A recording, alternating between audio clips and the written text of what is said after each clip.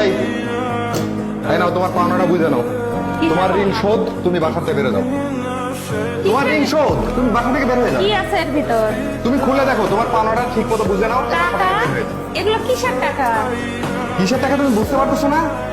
কিসের টাকা বুঝতে পারতেছো না? না তো, কিসের টাকা আনছো তুমি? বুঝতেছো না? ভালো করে দেখো, এক একটা 1 লাখ টাকার বান্ডিল। বুঝতেছো না? আবার মনে পড়তেছে না? এখনো মনে পড়তেছে না?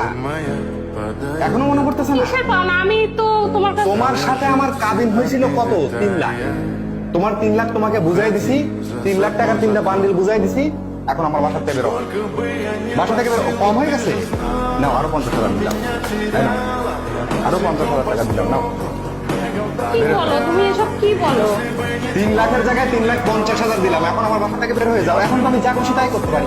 মেয়েদেরকে বিয়ে করার সময় কাবিন নিয়ে তো ঝামেলা হয় কিসের জন্য? আমার বিয়ের জন্য 10 লাখ টাকা কাবিন দিতে হবে। 10 লাখ টাকা কাবিন ছাড়া বিয়ে হবে না। মনে হচ্ছে তো তাই যে কাবিনের জন্যই তো মানুষ বিয়ে করে, তাই না?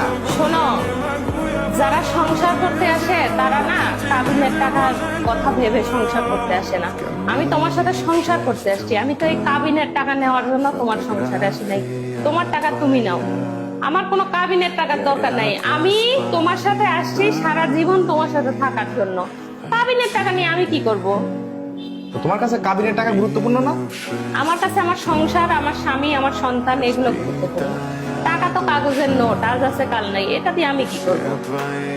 কি 3.5 লাখ টাকা তুমি এইভাবে ছুড়ে ফেলে দিলা?